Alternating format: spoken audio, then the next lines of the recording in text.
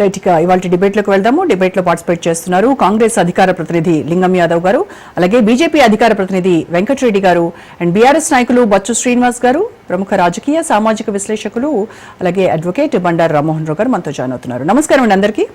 నమస్తే. నమస్తే. సో ముందుగా లింగం యాదవ్ గారు, ఎన్నాళ్ళలో వేచిన ఉదయం అన్నట్టుగా ఇవాళ షెడ్యూల్ రిలీజ్ అవ్వడంతో అంతా కాస్త ఊపిరి పీల్చుకున్నటువంటి పరిస్థితి కనబడుతోంది. ఎట్ లాస్ట్ షెడ్యూల్ అయితే వచ్చేసింది, డేట్స్ అయితే వచ్చేసాయని. బట్ ఇది ఎంతవరకు అమలు సాధ్యమవుతుంది అనేది ఒక పెద్ద క్వశ్చన్ మార్క్. ఏంటి మీకున్నటువంటి కాన్ఫిడెన్స్ ఏంటి దీనిపైన? గుడ్ ఈవినింగ్ అండి. ముందుగా మీకు, అదేవిధంగా రాజ్ న్యూస్ ప్రేక్షకులకు, ప్యానెల్లో ఉన్నటువంటి పెద్దలకు, ప్యానలిస్టులందరూ కూడా వెరీ గుడ్ ఈవినింగ్. అండ్ ఇవాళ తెలంగాణ ప్రజాప్రభుత్వం ఏదైతే ఎలక్షన్లో కాంగ్రెస్ పార్టీ హామీ ఇచ్చాదో, ఆనాడు రాహుల్ గాంధీ గారి ఆదేశాలకు అనుగుణంగా బీసీలకు ప్రత్యేకించి 42% రిజర్వేషన్ ఇవాళ స్థానిక సంస్థల్లో ఇస్తామని చెప్పి దానికి అనుగుణంగానే ఇవాళ నిన్న జీవో కూడా విడుదల చేయడం అనేది ఇవాళ తెలంగాణ చరిత్రలోనే ఒక సువర్ణ అధ్యాయాలతోటి లెక్కించదగ్గమైనటువంటి రోజు. ఎందుకంటే మేమెంతో మాకంతా అని జనాభా దమాషా ప్రకారం ఇవాళ బీసీలకు రిజర్వేషన్ ఇవ్వాలి అని మా నాయకుడు రాహుల్ గాంధీ గారు చెప్పిన నినాదం మేరకు జిత్నా ఆబాదీ ఉత్నా భాగీదారి అని దానికి అనుగుణంగానే యాజ్ ఎ మేనిఫెస్టో కమిటీ మెంబర్గా ఆనాడు మా చైర్మన్ శ్రీధర్ బాబు గారి ఆధ్వర్యంలో మేము ఎలక్షన్ మేనిఫెస్టోలోనే హామీ ఇవ్వడం జరిగింది. దానికి అనుగుణంగానే ప్రజాప్రభుత్వం ఒక దేశ చరిత్రలోనే స్వాతంత్రానంతరం మొదటిసారిగా క్యాస్ట్ సెన్సెస్ చేసి శాస్త్రీయ కులగణన జరిగి తద్వారా ఒక డెడికేషన్ కమిషన్ ఏర్పాటు చేసి బిల్లుని బీసీలకు 42% రిజర్వేషన్ ఇవ్వాలి అనే బిల్లుని అసెంబ్లీలో యునానిమస్ గా ఆమోదించి గవర్నర్ ద్వారా లింగం గారు అదంతా మనకు తెలిసినటువంటి గతమే.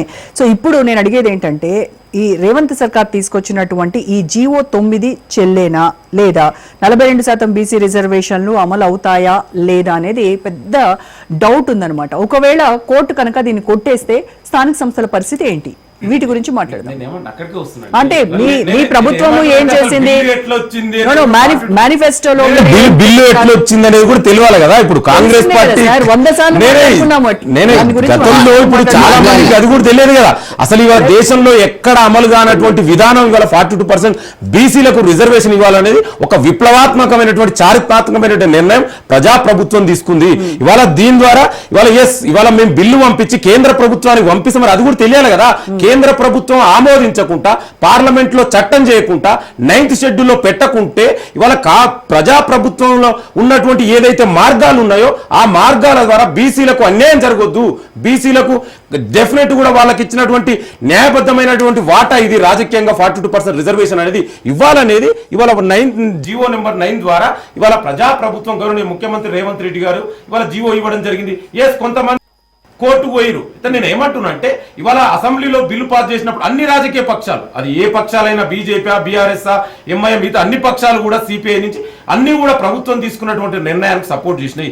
ఇవాళ కూడా దయచేసి ఇది ఒక బీసీలకు ఒక గొప్ప అవకాశం, నోటికాడి ముద్దని లాక్కోవద్దని చెప్తున్నా. ఇది ఎవరికి వ్యతిరేకం కాదు. ఎందుకంటే ఇవాళ చాలా మంది రిజర్వేషన్ 50% దాటింది క్యాప్ అని.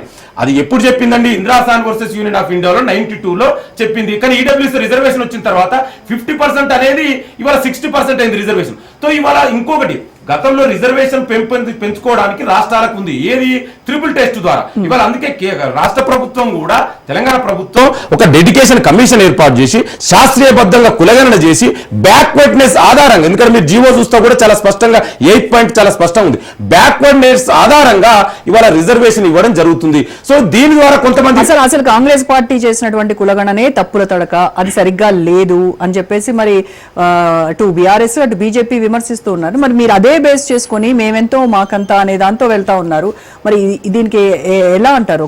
నేను ఏమంటున్నంటే, ఇవాళ బీఆర్ఎస్ బీజేపీ మాట్లాడడానికి కనీస నైతికత ఉందని. ఆనాడు ఉమ్మడి ఆంధ్రప్రదేశ్ లో 33% రిజర్వేషన్ బీసీలకు అమలైతే ఇవాళ దాన్ని 2014లో ముఖ్యమంత్రి వచ్చిన తర్వాత కేసీఆర్ దాన్ని 22% రిజర్వేషన్ తగ్గించిండు. మరి ఆనాడే ఈ విధంగా ఇవాళ మేము చేసినట్టు ఆనాడు కొట్లాడితే లేదా నరేంద్ర మోడీతో కొట్లాడి 9 షెడ్ లో పెట్టిస్తే ఇవాళ ఈ పరిస్థితి వచ్చేది కాదు కదా. ఇవాళ బీసీలకు ఉన్న రిజర్వేషన్ తగ్గించారు కదా. ఇవాళ మేము మాది ఒక గొప్ప ప్రయత్నం చేస్తున్నాం.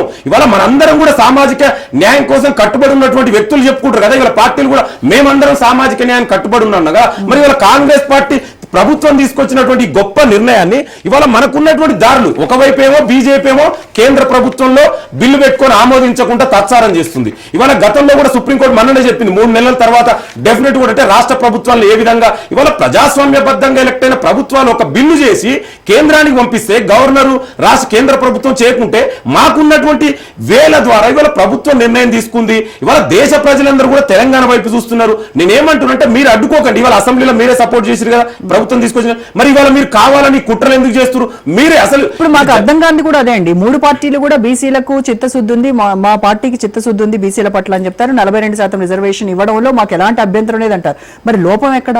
అదే చెప్తున్నా, లోపం ఇవాళ కావలసుకొని ఎక్కడ అంటే సామాజిక న్యాయానికి కేర్ ఆఫ్ అడ్రస్ కాంగ్రెస్ ప్రభుత్వం నిలుస్తుంది. ఈ ప్రభుత్వానికి పేరు రావద్దు, బీసీలకు న్యాయం జరగదని కుట్రతోటి బీజేపీ బీఆర్ఎస్ కూడబలుపుకొని ఇవాళ కావాల్సుకొని కొంతమందిని ముందే ప్రవోక్ చేసుకొని ఇవాళ కోర్టులలో అడ్డుకుంటే ఎట్లా అడ్డుకుంటాయండి? కోర్టులు కూడా మా కోర్టుల మీద మాకు విశ్వాసం ఉంది, నమ్మకం ఉంది. ఎందుకంటే ఇవాళ గతంలో 50% ఇవాళ 60% రిజర్వేషన్ అయింది. ఇవాళ గతంలో సుప్రీంకోర్టు ఇచ్చింది. మరి ఇవాళ మహారాష్ట్రలో కొంతమంది మహారాష్ట్రలో అడ్డుకుంది. అదే మరి ఇదే పక్కనే ఉన్నటువంటి తమిళనాడులో 60% రిజర్వేషన్ అమలవుతుంది. మరి భారత రాజ్యాంగం ఈ దేశం మొత్తానికి అమలవుతుంది కదా, ఒక రాష్ట్రానికి ఒక విధంగా లేదు కదా. ఇవాళ ట్రిపుల్ టెస్ట్ ద్వారా ఒక సెన్సస్ చేసి ఒక డెడికేషన్ కమిషన్ ఏర్పాటు చేసి బ్యాక్వర్డ్నెస్ ఆధారంగా రిజర్వేషన్ ఇచ్చినండి, మామూలుగా ఇవ్వలే. ఇవాళ ఇన్ని ఇచ్చిన తర్వాత ఇవాళ కోర్టుల మీద కూడా మాకు విశ్వాసం ఉంది. కోర్టులు కూడా డెఫినెట్ కూడా ఇదే ఇంత చట్టబద్ధంగా తీసుకొచ్చినటువంటి నిర్ణయాన్ని ఇవాళ కేంద్ర ప్రభుత్వం వాళ్ళు బిల్లు యాక్ట్ చేయకుండా అడ్డుకుంటున్నారు. ఇవాళ ప్రభుత్వం డెఫినెట్ కూడా బీసీలకు న్యాయం జరగాలనేది ఒక నిర్ణయం తీసుకుంది. మీకు చేతనైతే మీరు సపోర్ట్ చేయండి. ఇవాళ అసెంబ్లీలో సపోర్ట్ చేస్తారు, బయటకు వచ్చేవో మీరు వ్యతిరేకిస్తారు. ఇవాళ బీజేపీ గురించి మాట్లాడారు. ఎందుకంటే బీజేపీ మొదటి నుంచి కూడా ఇవాళ బీసీలకు వ్యతిరేకమైనటువంటి పార్టీ. టెక్నికల్ ఓబీసీ అయిన నరేంద్ర మోడీ ఆనాడు మండల్ కమిషన్ కు వ్యతిరేకంగా పోరాడినటువంటి వ్యక్తి. అందుకే ఇవాళ బీసీ బిల్లు కేంద్ర ప్రభుత్వం ఆమోదించకుండా 9 షెడ్ లో పెట్టకుండా అడ్డుకుంటున్నటువంటి వ్యక్తి బీజేపీ ఆర్ఎస్ఎస్ ఇవాళ నరేంద్ర మోడీ. ఇవాళ కేసీఆర్ కూడా ఎందుకంటే వాళ్ళు ఉన్న రిజర్వేషన్ తగ్గించారు, వాళ్ళకి ఎక్కడ పేరు వస్తుందో అని వీళ్ళు ఇద్దరు కూడా పలుకొని ఇవన్నీ అడ్డుకుంటారు. అయినా ఇవేం నీళ్ళు మా కోట్ల మీద నమ్మకం ఉంది. దయచేసి మీ రాజ్ న్యూస్ ద్వారా కూడా రాజకీయ పక్షాలకు లేదా ఎవరైతే కోర్టుకు వెళ్ళిన వ్యక్తులకు నేను విజ్ఞప్తి చేస్తున్నా, దయచేసి మా బీసీలకు నోటికాడి ముద్ద లాక్కోవద్దు. ఇది ఒక మంచి అవకాశం మాకు ఎక్కడ ఎవరు అడ్డుకోలేదండి. ఆ విధంగానే మీరు అందరు సపోర్ట్ చేయండి. డెఫినెట్ కూడా ఇవాళ 42% రిజర్వేషన్ అమలు అవుతుంది. దీంట్లో ఎవరు కూడా అనుమానాలు అవసరం లేదు. మా కోట్ల మీద విశ్వాసం.